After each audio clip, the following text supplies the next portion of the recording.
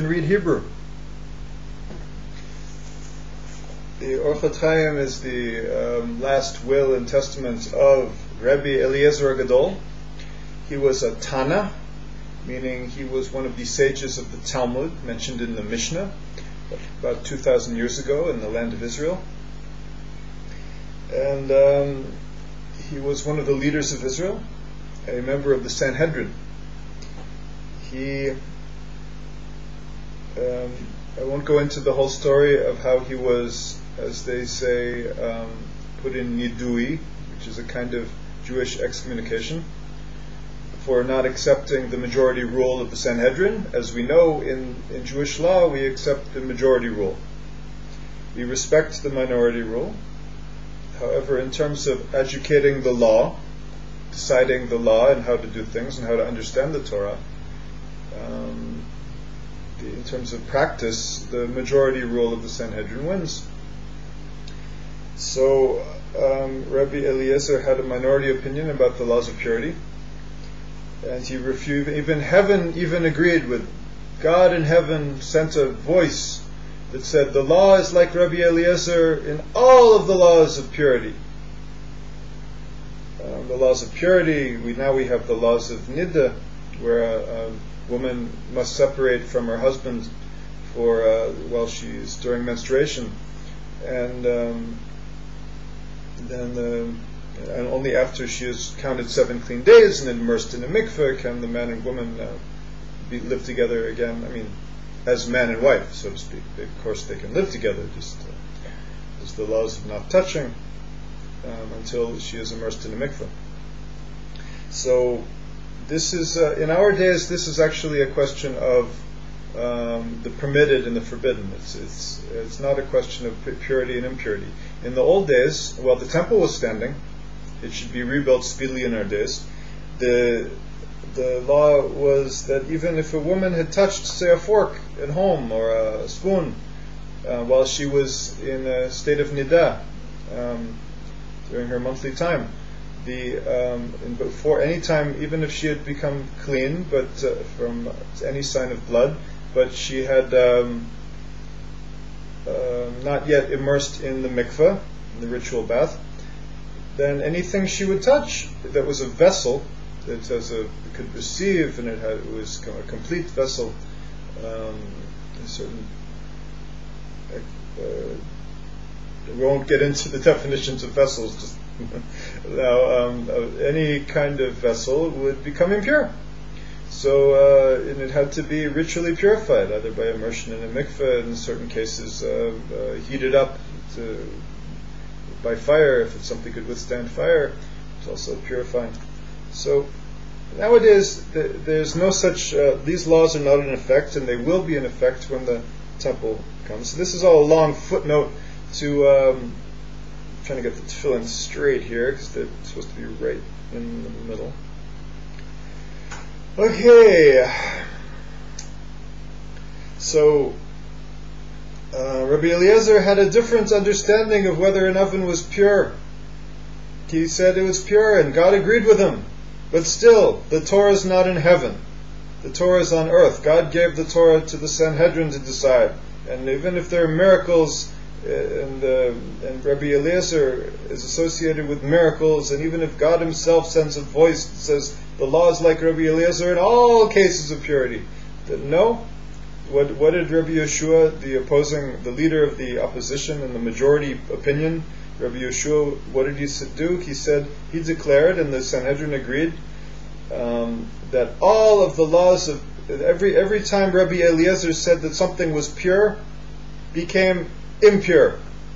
The entire method of Rabbi Eliezar, anybody who ever come to Rabbi Eliezar and asked him a question about what is this pure or that pure, or whether and his conceptual rulings about when a vessel could become impure, when he said it was pure, the Sanhedrin retroactively nullified all of his decisions, and everything that he said was any vessel was declared over all of Israel, that whenever somebody had used the method of Rabbi Eliezar to declare their vessels pure, it was now impure. So then he was placed in excommunication, which means he had to go home. He had to sit on the floor, and he had to take off his shoes, and he could only be with his wife and children could come within 4 cubits of him, but no one else. And he was in a very serious problem. He could not join a minyan. He couldn't pray with a quorum of Jews. Rabbi Eliezar was very humbled. He was a brilliant genius. He was one of the greatest leaders of Israel ever had, but he went too far to go against the majority rule. And another thing about Rabbi Eliezar is he was a mystic. What we call mystic. I don't like the word mystic. It sounds like missed it. You missed it if you're a mystic. My stick. Not your stick. No, it's everybody's stick. So a mystic, it's definitely a shtick, a mishtick. It's more like a mishtick than a stick.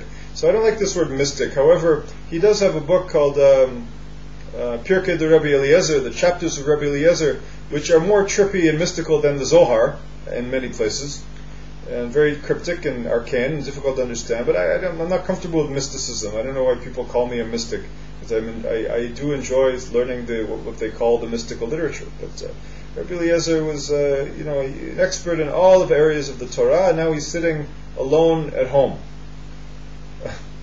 Poor man.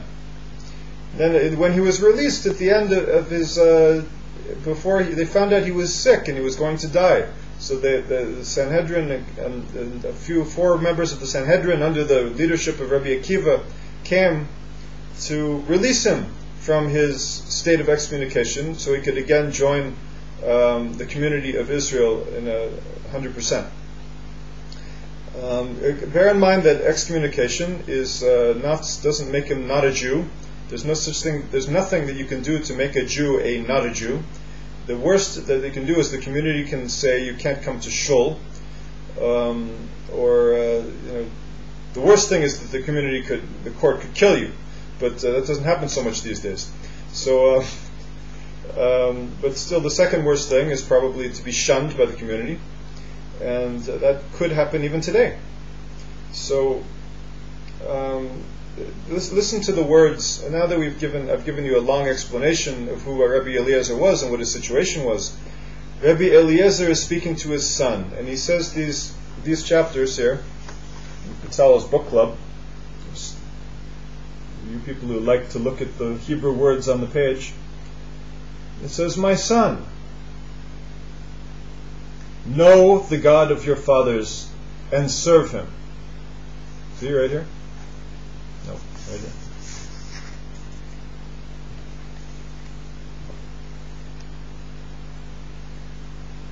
You can't read it anyway. What was it? Just having fun with the camera here. Beni.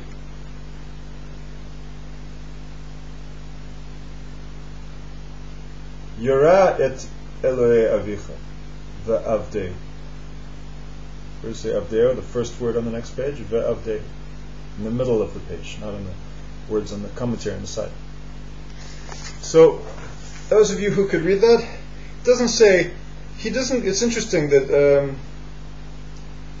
he doesn't quote the way, these were the words very almost verbatim, except for one change, of what the last thing that King David said to his son Solomon, King Solomon.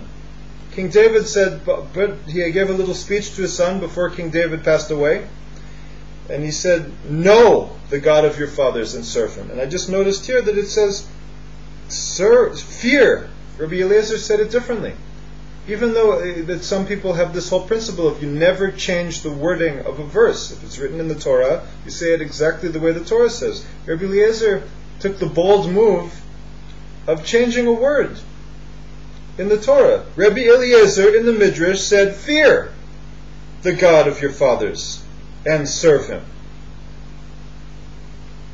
Now, if people get all hot under the collar, well, most people like it these days. Actually, they think it's interesting, and But in terms of if somebody's in a very traditional and strict yeshiva world, and they could get fairly hot under the collar by somebody changing a word in a Gemara.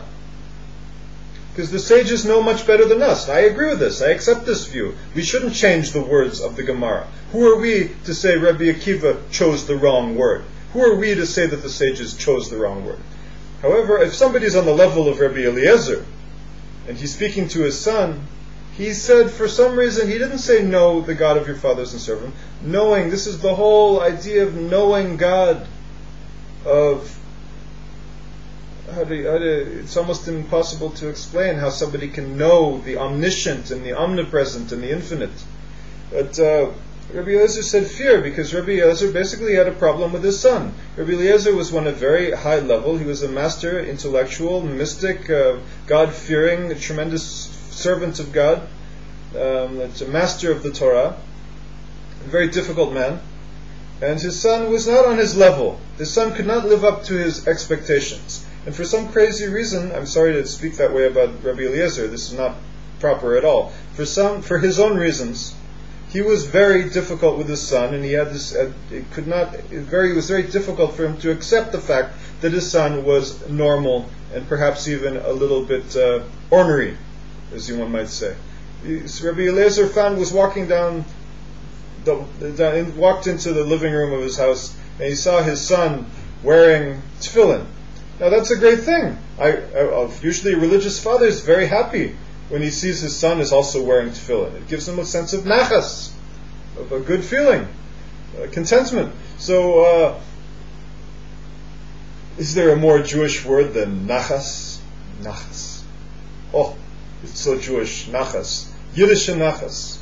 Oh, it's so Jewish. No, so in English, that's satisfaction and contentment that a father has when he sees his son doing the good thing.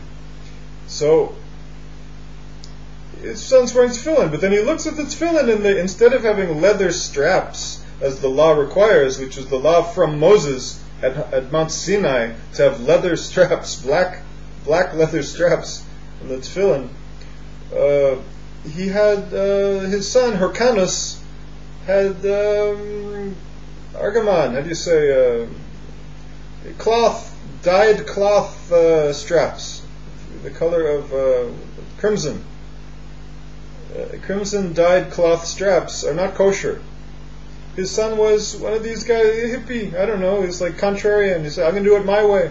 I'm wearing tefillin, so what? Why do I have to have leather straps? I want to have cloth straps. I want to be myself. I don't want to have some rabbi tell me what to do, even if it is my father. Rabbi Eliezar didn't say a word. He just walked away.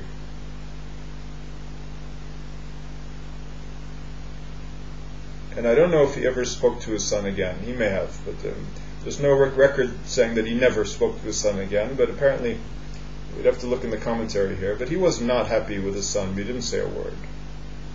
So, he says very clearly about their relationship between him and his son. He says, my son, in the very first chapter of the Orchot Chaim, until now, I have conducted myself wrathfully with you.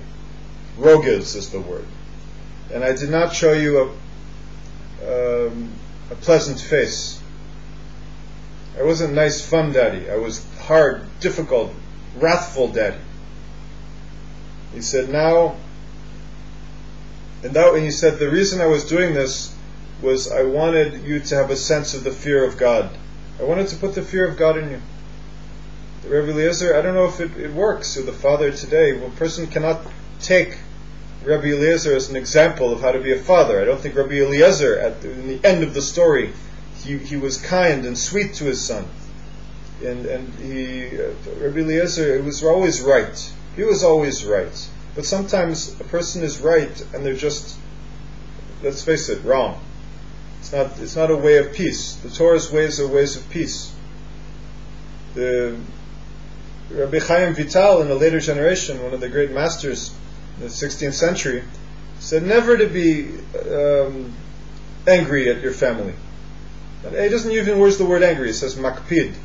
Don't be nitpicking about the way they have to be and a nudge about it has to be this way, it has to be that way. Let them make their own mistakes. Let them be themselves. Encourage them with kindness, but don't force. Forcing's not going to work. They're just going to run away. they'll end up hating the Torah if you try to force the Torah on them. So this is why I think that Rabbi Eliezar changed the words of the verse that King David said to Solomon. He didn't say, "Know the God of your fathers," because he realized that his son needed to hear the word fear. He was kind and sweet to him, but he said it in the sweetest way. He said, "My son, he's about to die." And he said with the ultimate sweetness and kindness, "Fear, my son, fear the God of your fathers and serve him." See a little bit what the commentary says about this. What is serving God? The Radzina Rebbe explains that Rabbi Eliezar meant to daven.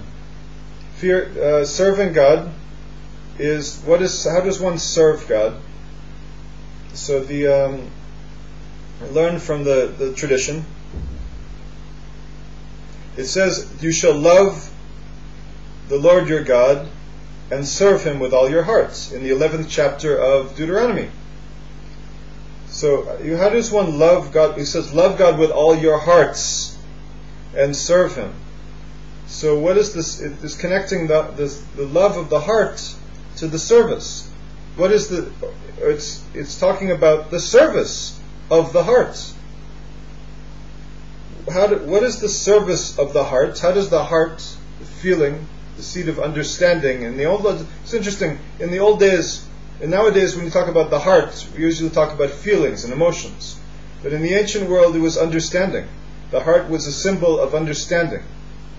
So a feeling of understanding of who we're standing before, and we're speaking, and who we're beseeching, and who we're loving, and who we're asking everything that we get in our life, all the good things we get in the world, and all the not so good things that we get. It's also in the final analysis good. We just don't see how it's all coming from God. So whatever we want, God wants us to be involved. How does He want us to be involved? By doing mitzvot and by praying.